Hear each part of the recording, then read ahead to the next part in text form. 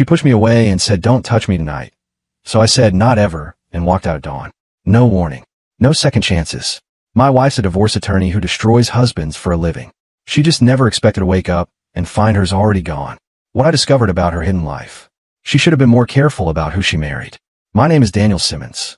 I'm 45 years old, and I spent 20 years in military intelligence before retiring to build a security consulting firm. I learned how to read people, how to spot patterns others miss, how to document evidence, and build airtight cases. Turns out those skills work just as well in a dying marriage as they do in the field. Victoria and I have been married for 23 years. She's a family law attorney, one of the best in Chicago, specializing in high-stakes divorces. The irony wasn't lost on me later. She'd built a career helping women dismantle marriages and walk away with everything. I just never thought she'd practice on ours. That last night started like 100 others. I came home around 7, made dinner while she worked late in her home office. When she finally emerged at 9:30, I'd already eaten, but kept her plate warm. She looked at it like I'd done something wrong. "I ate at the office," Victoria said, her voice flat and distant. I nodded, covering the food with foil. "Long day." She didn't answer, just poured herself wine and scrolled through her phone. I watched her for a moment, this woman I'd loved since we were kids, and saw nothing familiar looking back. Her hair was different lately, style sharper. Her clothes more expensive. Everything about her seemed designed to create distance. We went to bed in silence. That wasn't unusual anymore. What was unusual was what happened when I reached for her. A simple gesture, my hand on her shoulder. Victoria pushed my hand away, not gently.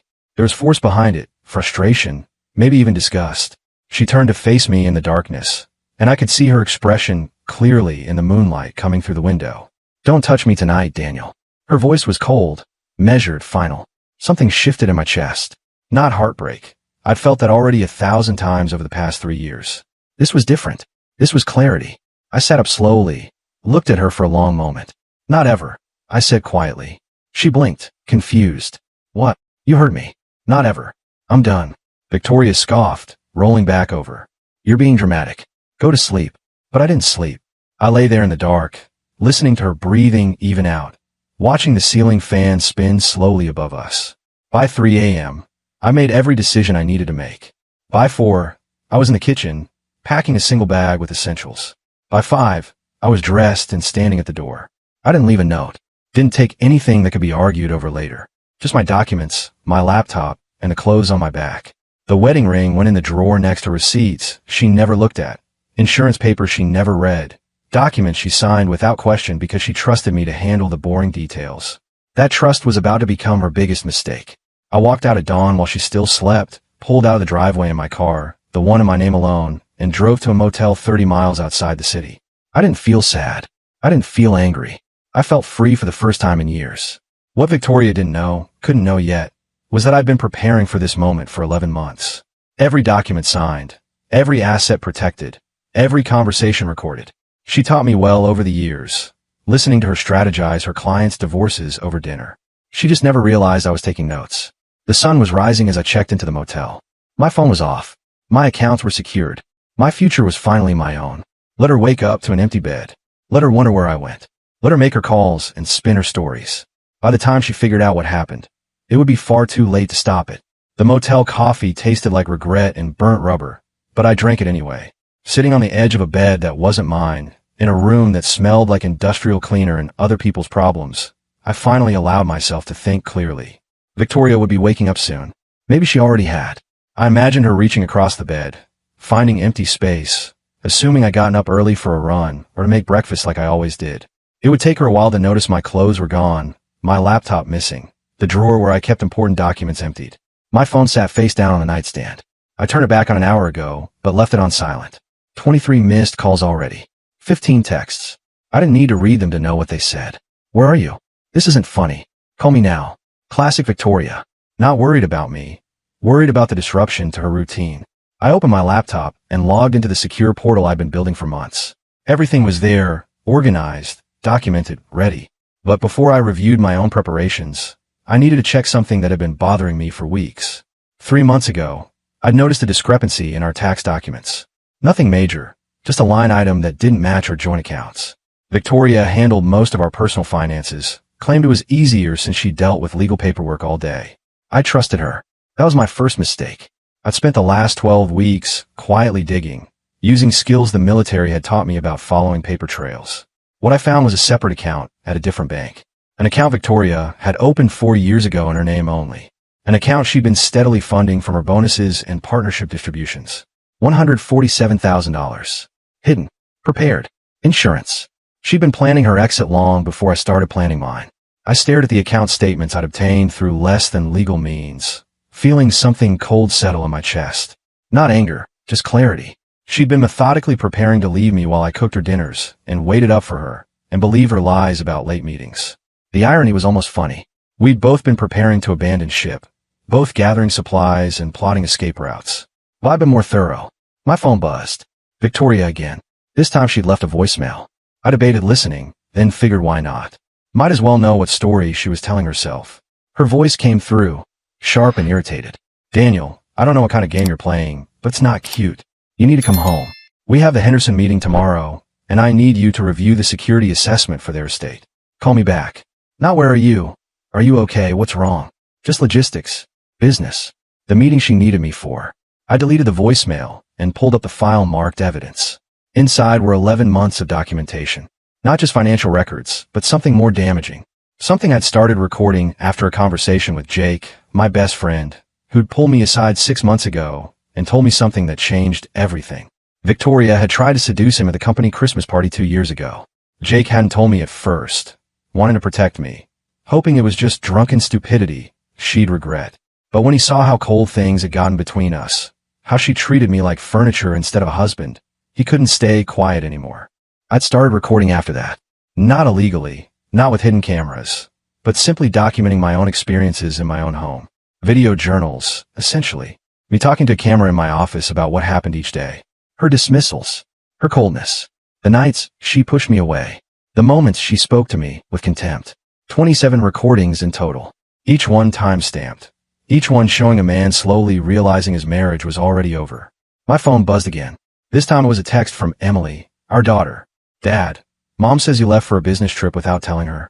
She seems upset. Everything okay? So that's the story Victoria was spinning. A business trip. Unannounced. Inconsiderate. I typed back carefully. Everything's fine, sweetie. Just needed some space to think. How are your classes? Deflect. Protect. Let Victoria manage her narrative for now. Emily didn't need to be in the middle of this yet. But she would be eventually. They all would be. I closed the laptop and looked around the small motel room. This wasn't where I'd stay long term, just a waypoint. Tomorrow I'd move to something more permanent. Somewhere Victoria couldn't easily find me. I had work to do. Documents to file. Lawyers to meet. A strategy to execute. Victoria thought she was the expert at divorce. She'd handled hundreds of cases, dismantled dozens of marriages, taught countless women how to protect themselves financially. But she'd never faced an opponent who'd spent 20 years in intelligence operations. She was about to learn the difference. The law firm of Garrison and Associates occupied the 14th floor of a glass tower in downtown Chicago. I'd chosen them carefully, 3 months of research before I made the first call. Martin Garrison was known for 2 things, discretion and winning. He was waiting when I arrived, mid-50s, gray hair, suit that cost more than most people's monthly rent. We shook hands, and he gestured to a chair across from his desk. Mr. Simmons, Garrison said, opening a folder. I've reviewed the preliminary documents you sent. Quite thorough. 20 years in military intelligence teaches you to document everything. He smiled slightly. Your wife is Victoria Simmons, partner at Whitfield & Ross, family law specialist. You know her. Of her. She's formidable in court. Aggressive. Very protective of her client's interests. He paused. This won't be a simple dissolution. I'm not looking for simple. I'm looking for complete. Garrison pulled out the financial documents I provided. The hidden account in her name. $147,000. You obtained these statements how? Does it matter? It might, depending on how she responds. But let's set that aside. You've also documented systematic asset protection over the past 11 months. Property transfers, account separations, beneficiary changes. All signed by her. Everyone. She never read them, just signed where I asked. And you have proof she signed without reading? I pulled out my phone, showed him a video. Victoria at the kitchen counter, coffee in one hand, pen in the other, signing 3 documents while scrolling through her phone, never looking down at the papers. Is that your kitchen? Garrison asked. Yes. I was standing right there with the camera visible. No hidden surveillance. No deception. She just didn't care enough to pay attention. Garrison leaned back. Mr. Simmons, I need to ask. What's your endgame here? Asset protection? Full separation? Revenge? Survival? I said. Victoria's been preparing to leave me for years. That account proves it. I just got started first. I want what's mine protected, my business secured, and I want to walk away with my dignity intact. What about your daughter? Emily's 19, studying in London. She's an adult. I won't use her as leverage, and I won't let Victoria use her either. Garrison made notes. The attempted seduction of your friend Jake Patterson. You have his statement. Signed and notarized. He's willing to testify if needed. And these video journals. 27 recordings of you documenting the deterioration of your marriage. That's unusual. Is it admissible? Possibly. There are recordings of you in your own home, discussing your own experiences. No secret surveillance of her. But a judge might view them as calculated. They're calculated, I said. Everything I've done has been calculated. Victoria taught me that. She tells her clients to document everything, to protect themselves, to plan ahead. I learned from the best. Garrison closed the folder. I'll be direct, Mr. Simmons. Your wife will come at this hard. She knows the system, knows the judges, knows how to paint narratives. We need to be prepared for her to claim emotional abuse, financial control, maybe even that you're unstable. Let her try. I have documentation that says otherwise. Good. Because the moment she realizes you're serious, she'll go nuclear. My phone buzzed. I glanced at it. Victoria again, now up to 37 missed calls. That her? Garrison asked. Yes. Don't answer. Not yet. Let her anxiety build. Let her wonder what you're doing, who you're talking to. The longer she's in the dark, the more mistakes she'll make. I nodded, turning the phone face down. Garrison stood, extending his hand. I'll file the preliminary paperwork this afternoon. Separation of assets, temporary restraining orders on joint accounts, notification of intent. She'll be served tomorrow at her office. Tomorrow. Fast execution. She won't have time to prepare a counter strategy. By the time she realizes what's happening, we'll have already secured your position. I shook his hand. Thank you. One more thing, Garrison said. Brace yourself. When she gets served, when she realizes you've been planning this, she's going to be furious. Women like your wife, high-powered attorneys who are used to controlling everything, they don't handle losing control well. I'm counting on it, I said. Angry people make mistakes. Walking out of that office, I felt something shift. This wasn't just about leaving Victoria. This was about reclaiming everything she'd slowly taken from me. My dignity, my peace, my future. She wanted a war. She was about to get one from someone who'd been trained for combat. I was back at the motel, reviewing documents on my laptop when my phone rang. Emily. I've been expecting this call, but dreading it anyway. Hey, sweetheart. I answered, keeping my voice steady. Dad, what's going on? Emily's voice was tight with worry. Mom called me 3 times today. She says you left, that you won't answer her calls, that she doesn't know where you are. I closed my eyes, choosing my words carefully. Your mother and I are having some problems. I needed space to think. Problems? Dad, you guys have been married forever. What kind of problems? Adult problems, Em. Nothing you need to worry about. Don't do that, she said, frustration creeping in. Don't treat me like I'm 12. I'm 19. If you and Mom are separating, I deserve to know why. She was right. Emily wasn't a child anymore. But she also didn't need to be dragged into the middle of this. Not yet. Your mother and I have been growing apart for a long time, I said carefully. She's been focused on her career. I've been focused on mine. Somewhere along the way we stopped being partners and started being roommates. Then we stopped being even that. So you just left? Without talking to her? I tried talking. For years. She stopped listening a long time ago. Silence on the other end. Then, quietly, she said you're having some kind of breakdown. That you're not yourself. There it was. Victoria's narrative, already being deployed.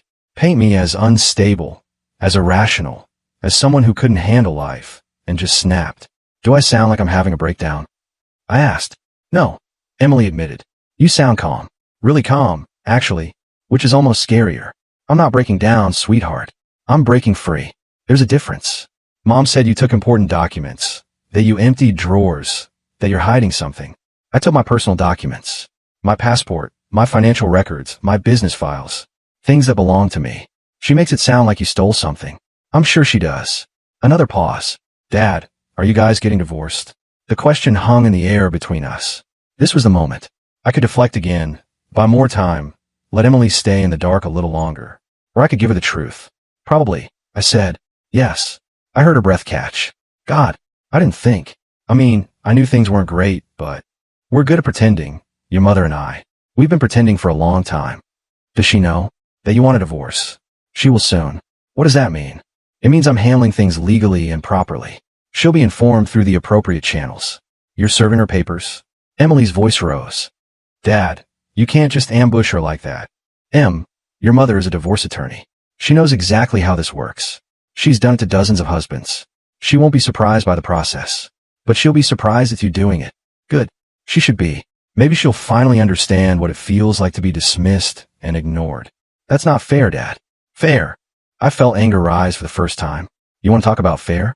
Your mother has been emotionally checked out of our marriage for 3 years. She treats me like I'm an inconvenience, like I'm in her way.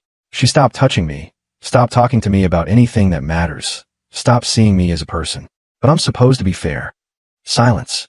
Then Emily said quietly, I didn't know it was that bad. That's because we didn't want you to know. We kept it away from you. Let you focus on school, on your life in London. But yeah, it's been that bad. What do you want me to do? Nothing, I said firmly. This is between your mother and me. You don't take sides. You don't get involved. You're our daughter, and we both love you. That doesn't change no matter what happens between us. She's going to ask me things. Where you are, what you said. Then tell her the truth. Tell her I said we're having problems, and I needed space. Don't lie for me, and don't lie for her. Just be honest. Okay, Emily said softly. Then, Dad, are you going to be okay? Yeah, sweetheart. I'm going to be fine. Better than fine, actually. After we hung up, I sat in the darkening motel room and felt the weight of that conversation. Emily deserved better than parents who couldn't make it work. But she also deserved the truth. I was having coffee 3 blocks from Victoria's office when Garrison texted. Done. 10:47 a.m. The process server had just handed Victoria her divorce papers in front of her colleagues. I imagined her face, the shock turning to rage, her carefully maintained control shattering publicly. My phone buzzed. Victoria's name. I let it ring through. Then immediately another call. Then another. 6 calls in 4 minutes. The text started. You served me at work. At work. Everyone saw. My partner saw. How dare you humiliate me like this? Call me. Now. I sipped my coffee and waited. The humiliation was intentional. Victoria had always said serving papers at work created pressure for quick settlements. I'd learned from the best. My phone rang again. Brad Thompson, her law partner, the one she'd been having emotional dinners with, laughing about how boring I was. I answered. Daniel Simmons. Daniel, it's Brad Thompson. Victoria just received some documents, and she's quite upset. Perhaps we could discuss this rationally. There's no misunderstanding, Brad. Those documents are clear. Asset separation, restraining orders, intent to dissolve the marriage. Serving her at work was unnecessarily cruel. Was it? She served dozens of men at their workplaces. She told me it was strategic. I learned that from her. Silence. Then Brad's voice hardened. Victoria has resources. Connections throughout Chicago's legal system. You're making a mistake. I let the word hang. Why would her law partner be threatening me personally? Unless there's something more going on between you two. I don't know what you're insinuating. Don't you? I have documentation, Brad. Emails. 17 dinner receipts over 14 months. All on the firm's expense account. That's a lot of business dinners. The silence stretched. Ask Victoria if I'm the bluffing type. I said. 20 years in military intelligence taught me to gather evidence before making claims. I hung up. My phone exploded with Victoria's texts. You have no idea what you've done. I will destroy you in court. I'll make sure Emily knows what kind of man you really are. That last threat crossed a line.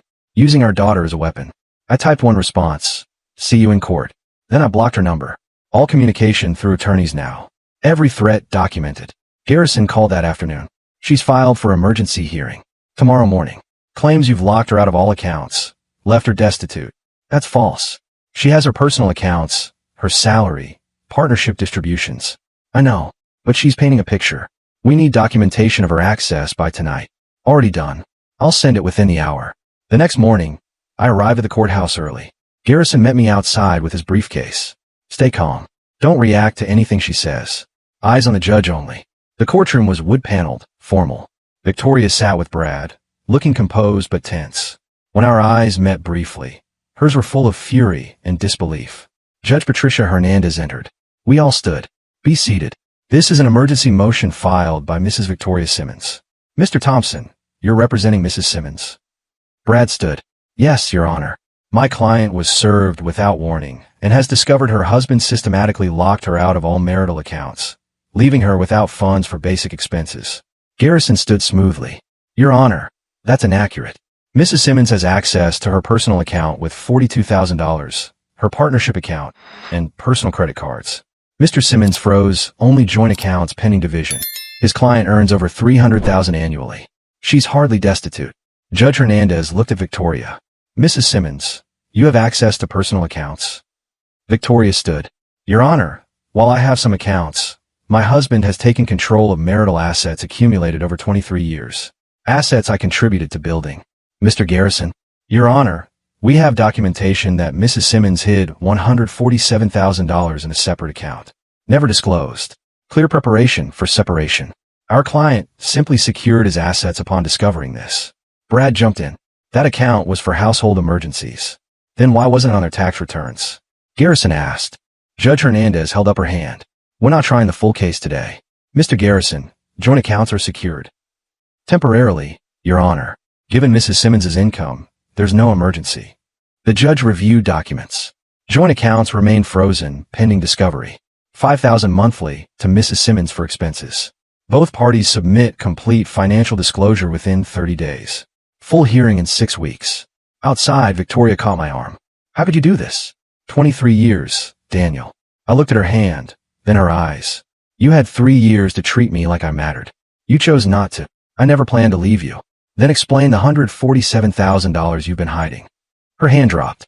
That was just being smart. No, that was you preparing to leave while letting me believe we had a future. Brad appeared, hand on her shoulder. We need to go. I watched them leave, his hand too familiar on her back. Garrison appeared beside me. That went well. She threatened me. In the hallway. Did you record it? I showed him the voice app running on my phone. Every word. Military intelligence. Your wife picked the wrong opponent. We walked out into Chicago's sunshine. Round one was over. 2 weeks after the hearing, Jake Patterson sat across from me at a downtown bar, nursing a beer and looking uncomfortable. You really need me to do this? He asked. Put it in writing. I need the truth documented, Jake. What Victoria did at that Christmas party 2 years ago matters. It shows pattern of behavior. Shows she was already checked out of the marriage. He nodded slowly. All right. But you know she's gonna come at me hard. She'll say I'm lying, that I'm just backing you up because we're friends. Let her try. You're willing to testify under oath, right? Yeah, I am. He took a long drink. I should have told you sooner, man. When it happened, I thought it was just drunk stupidity.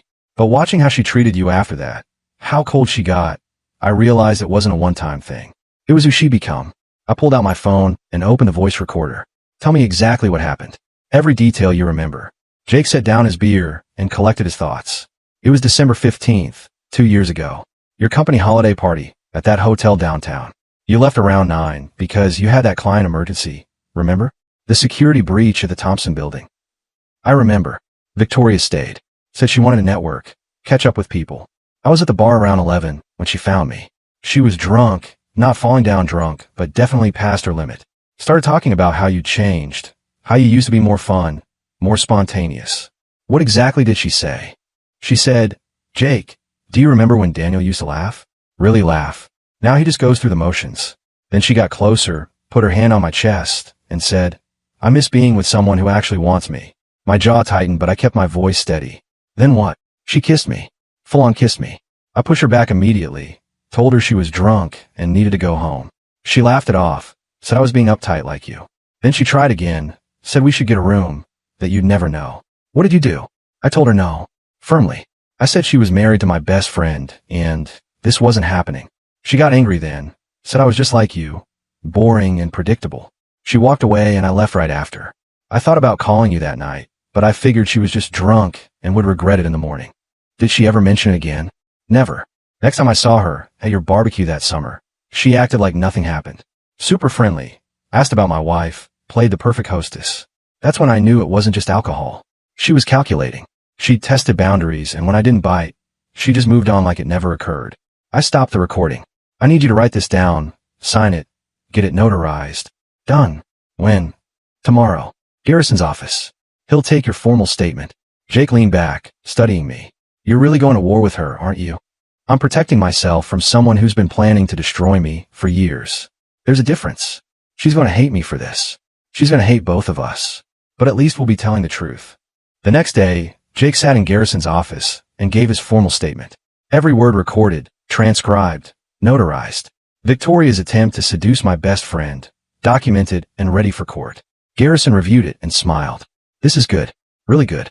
It establishes she was emotionally unfaithful, that she was actively trying to cheat, and it shows her contempt for the marriage 2 years ago. Combined with the hidden money, it paints a clear picture. When do we use it? Not yet. Let Victoria build her case. Let her claim she's the victim, that you're controlling and cruel. Then, when she's fully committed to that narrative, we bring Jake in, show the judge who really destroyed this marriage. My phone buzzed. Emily, my daughter. We've been texting sporadically since I left. Her message is careful and neutral, try not to take sides. Dad, can we talk? Mom said some things that don't make sense. I called her immediately. Hey, sweetheart. What did your mother say? She told me you're trying to take everything from her. That you've frozen her out completely, that she can't even buy groceries. But Dad, she makes way more money than most people. That doesn't make sense. It doesn't make sense because it's not true. Your mother has access to her own accounts, her salary, everything she needs. I only secure joint accounts until we can properly divide them. She also said you're spreading lies about her, trying to ruin her reputation. I'm not spreading anything, Em. I'm documenting facts. There's a difference. What facts? I hesitated. How much should Emily know? She was 19, an adult, but still our daughter. Your mother has been preparing to leave me for years. She hid money. She pulled away emotionally. She stopped treating me like a partner. When I finally had enough and left, she got angry that I left first. That's what this is really about. Control. She said you have Uncle Jake lying for you. Jake's not lying. He's telling the truth about something that happened 2 years ago. Something your mother did that showed me she was already done with our marriage. What did she do? Ask her, Em. Ask her what happened at the company Christmas party 2 years ago when I left early. See if she tells you the truth. Silence. Then quietly. This is so messed up. I know, sweetheart. I'm sorry you're in the middle of this. But I promise you, everything I'm doing is to protect myself, not to hurt your mother. She's just angry that she can't control the narrative anymore. After we hung up, I sat in my new apartment, the one I'd rented under my company name, and felt the weight of it all. My marriage was over.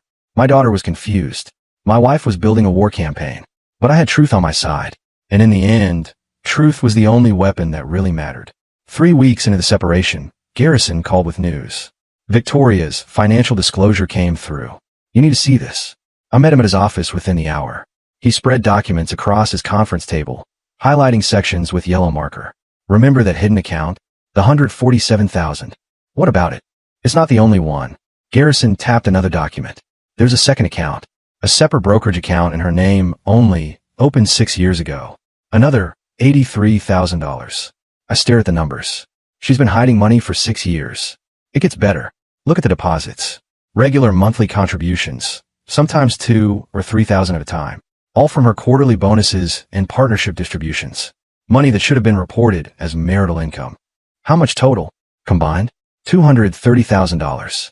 Hidden across 2 accounts you never knew existed. I sat down heavily. She's been planning this for 6 years. Planning to leave me while I thought we were building a future together. It's worse than that, Garrison said. Look at the timing of the deposits. They increased significantly starting 3 years ago. Right around the time you said things got really cold between you. He was right. The deposits jumped from $1,500 a month to sometimes $5,000. Victoria had been aggressively funding her escape plan while treating me like an inconvenience at home. Can we use this in court? Absolutely. This isn't just hiding assets. This is systematic deception over multiple years. It shows intent, planning, and a complete disregard for marital partnership. Any judge will see this as her preparing for divorce while keeping you in the dark. What about her claim that I'm financially controlling? Garrison laughed. She's claiming you're controlling while she's the one who hit $250,000. That argument falls apart instantly. In fact, this flips the entire narrative. She's the one who was financially deceptive, not you. My phone buzzed. Victoria's attorney, Brad Thompson, requesting a meeting. Garrison looked at it and shook his head. He wants to negotiate. They're seeing the same financial disclosure we are, and they know it looks bad. He's going to try to spin it, maybe offer a quick settlement to avoid a go to trial. I'm not settling. Good. Because we're in a position of strength now. She hid assets. She tried to cheat with your best friend. She's been emotionally abusive for years. We have documentation of everything. She doesn't want this going to trial any more than we do, but for different reasons. What are her reasons? If this goes to trial, all of this becomes public record. Her colleagues, her clients, her professional network, they'll all see that the expert divorce attorney was hiding assets and planning her own divorce for years. It destroys her credibility. She can't be the trusted advisor on divorce if she's been deceiving her own husband. I thought about that. Victoria's entire career was built on her reputation. She was the attorney women hired when they wanted to win, when they wanted to walk away with everything. If word got out that she'd been systematically hiding money and emotionally checking out, her professional image would shatter. So what do? We wait. Let Brad make his offer. Then we counter with something that protects you completely. The house, the cabin, your business, your retirement accounts. She keeps her accounts, her hidden money, and her career. But she doesn't get to rewrite history, and she doesn't get to play victim. She'll never agree to that. Then we go to trial. And we make sure every judge, every attorney, every client in Chicago knows exactly who Victoria Simmons really is. That night, I pulled out my laptop and added another video journal entry. Number 28. Me, sitting in my apartment, explaining the discovery of the second hidden account, what it meant, how it felt to realize my wife had been planning her exit for 6 years. She looked me in the eye every day. I said to the camera, knowing she had $250,000 hidden away. She made me believe we had a future while she was building her escape route. That's not someone who fell out of love. That's someone who's been calculating her exit strategy while using me as a placeholder. I saved the file and closed the laptop. Tomorrow Brad would call with his offer. Tomorrow the real negotiation would begin. But tonight, I finally understood something crucial. I hadn't lost my wife. I'd escaped someone who'd been using me for years while planning to leave all along. And somehow, that truth didn't hurt anymore. It just made me more determined to win. I was having coffee near my new apartment when an unknown number called.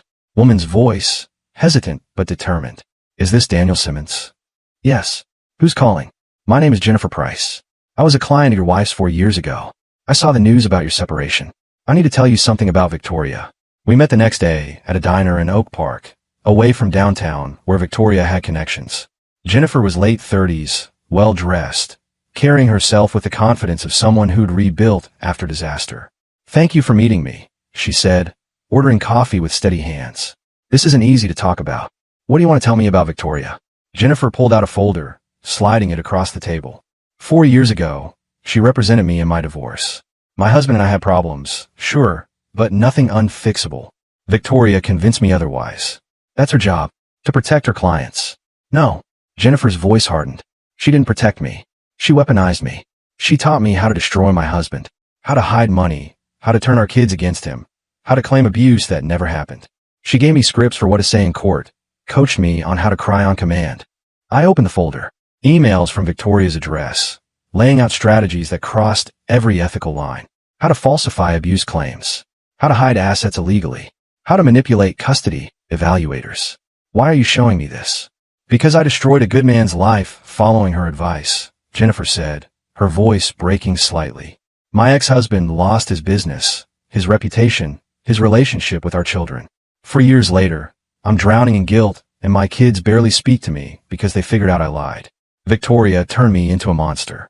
I studied the emails carefully. Each one was more damning than the last. Victoria wasn't just practicing aggressive divorce law. She was coaching clients to commit perjury, to hide assets, to destroy their husbands systematically. Does your ex-husband know you're here? He does. He said if these emails help protect you from what she did to him, then at least some good comes from our nightmare. Can I keep these? They're yours. I have copies. Jennifer met my eyes. Your wife is good at playing victim, Mr. Simmons. She'll cry in court, make you look like a monster.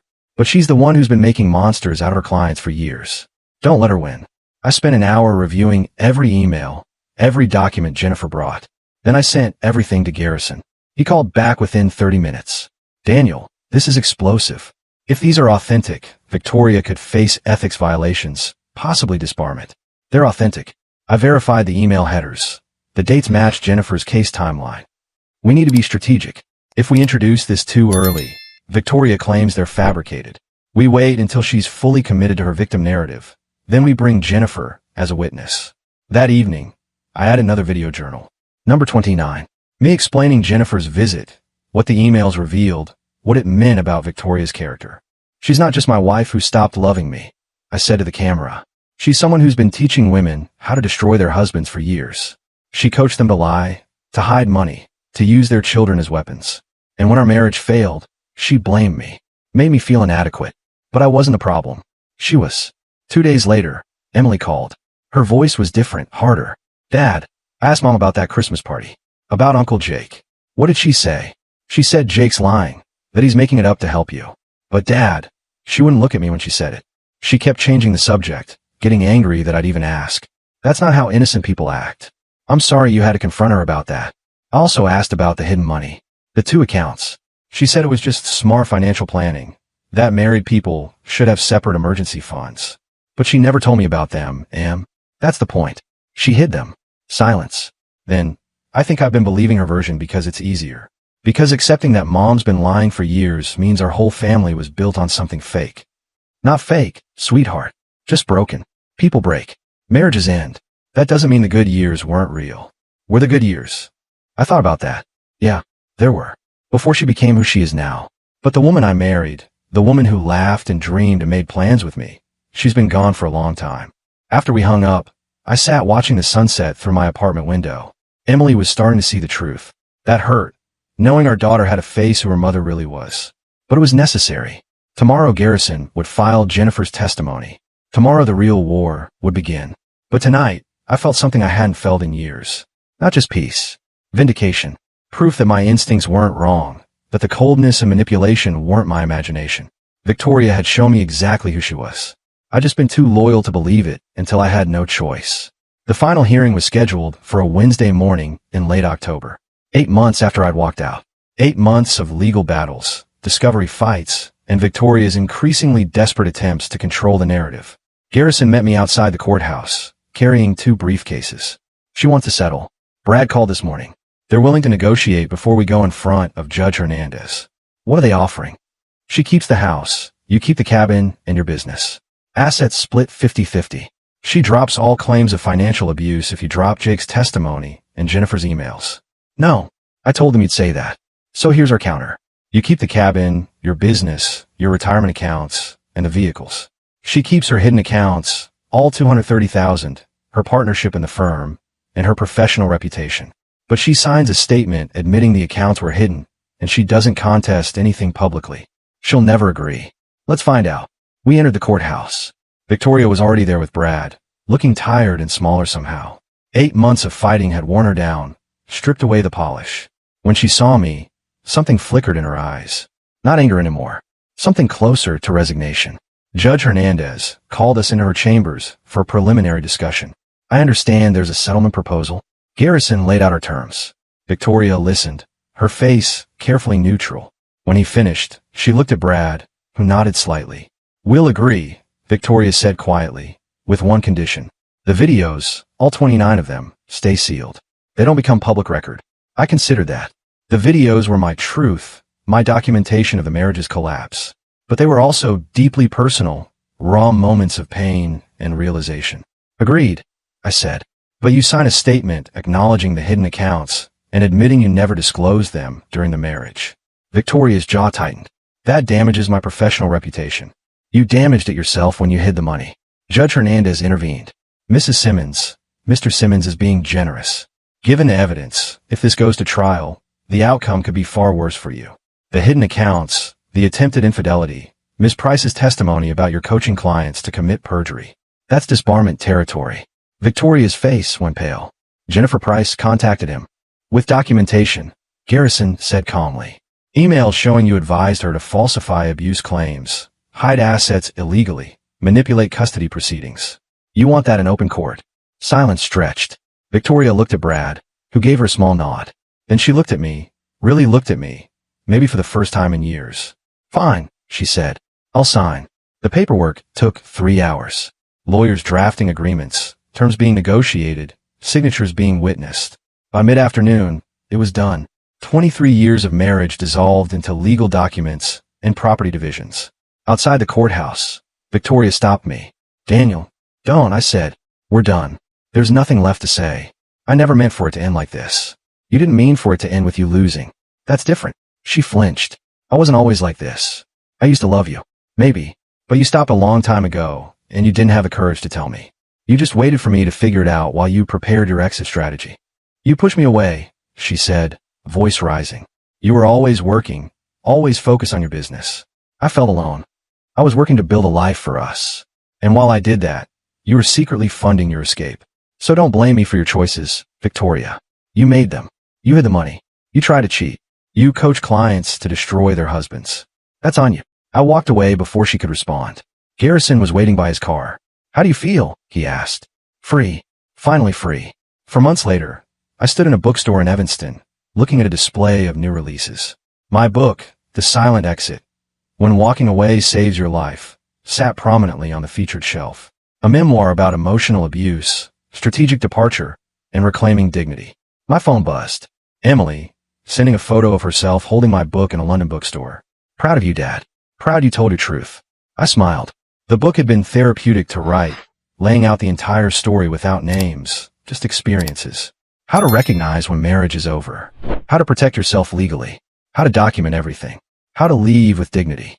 Early reviews were strong. Men reached out thanking me, saying they'd felt the same coldness, the same dismissal, but thought they were crazy.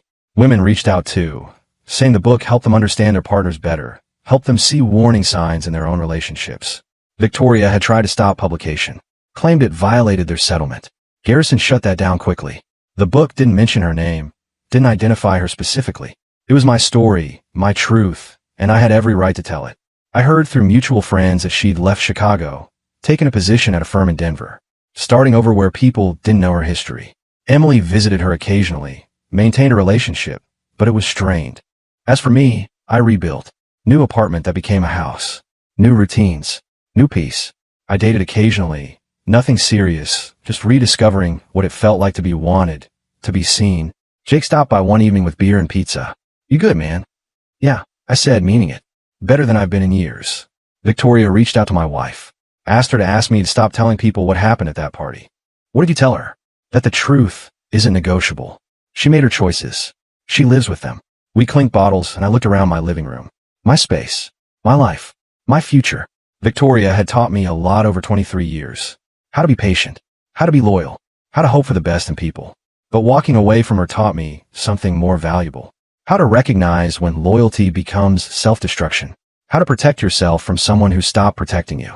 How to leave with dignity when staying meant losing yourself. I didn't regret the marriage, but I didn't regret ending it either. Sometimes the most masculine thing a man can do isn't fighting to save something broken. It's having the strength to walk away and build something better.